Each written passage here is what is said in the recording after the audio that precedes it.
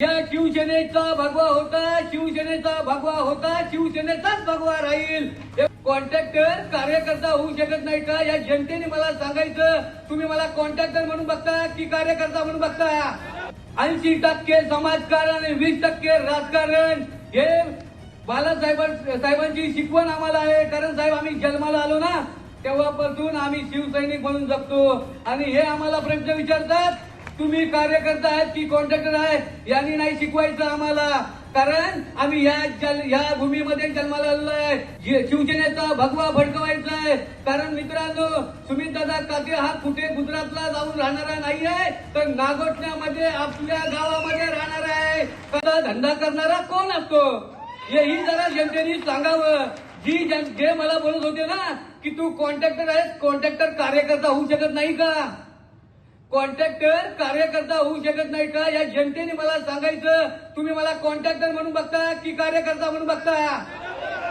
कोण कोण हे त्याच्यापर्यंत आवाज जाऊ द्या, बाजूलाच आहे.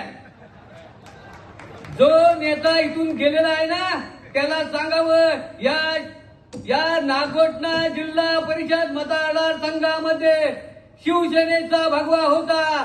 दादा तुम्हालाही सांगतो या शिवसेनेचा भगवा होता, शिवसेनेचा भगवा होता, शिवसेनेचाच भगवा राहील एवढं बोलतो. कारण त्यांना आम्ही दाखवण्यासाठी उतरलो आहे एक कॉन्ट्रॅक्टर काय असतो आणि कार्यकर्ता काय असतो. कारण आम्ही कॉन्ट्रॅक्टरचं काम करताना आम्ही बाळासाहेब ठाकरे यांचं 80% समाजकारण आणि 20% राजकारण हे बाळासाहेबांची शिकवण आम्हाला आहे. कारण साहेब आम्ही जन्माला आलो ना तेव्हापासून आम्ही शिवसैनिक म्हणून जगतो आणि हे आम्हाला प्रश्न विचारतात तुम्ही कार्यकर्ता आहेत की कॉन्ट्रॅक्टर आहे. यांनी नाही शिकवायचं आम्हाला. कारण आम्ही या भूमीमध्ये जन्माला आलेलो आहे. या रायगडच्या भूमीमध्ये जन्माला आलेला मनोज खांडेकर आहे. यांनी आम्हाला शिकवायचं नाही कार्यकर्ता आहे की कॉन्ट्रॅक्टर आहे. मी या जनतेला सांगतो आज सुमितदादा काकेच्या रूपानं आपल्याला या रायगड जिल्हा परिषद मध्ये शिवसेनेचा भगवा भडकवायचा आहे. कारण मित्रांनो सुमितदादा काके हा कुठे गुजरातला जाऊन राहणारा नाही आहे तर नागोठण्यामध्ये आपल्या गावामध्ये राहणार आहे. कारण निवडून दिल्यानंतर पळणारे नेते 5 वर्ष नाही गेले 7 वर्ष बाहेर राहतात. कधी भेटतात का कोणाला? भेटतात का? कोणाच्या दुःखामध्ये सहभागी होतात का? पण दुःखामध्ये सहभागी होणारा नेता पाहिजे की पळणारा नेता पाहिजे? दुःखामध्ये सहभागी होणारा नेता पाहिजे. मग येत्या 7 तारखेला कुठलं धनुष्यबाण दाबायचं की काय करायचं?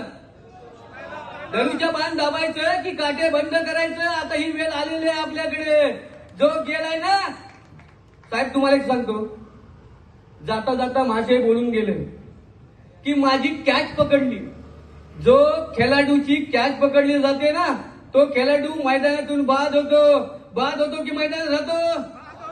बाद होतो ना.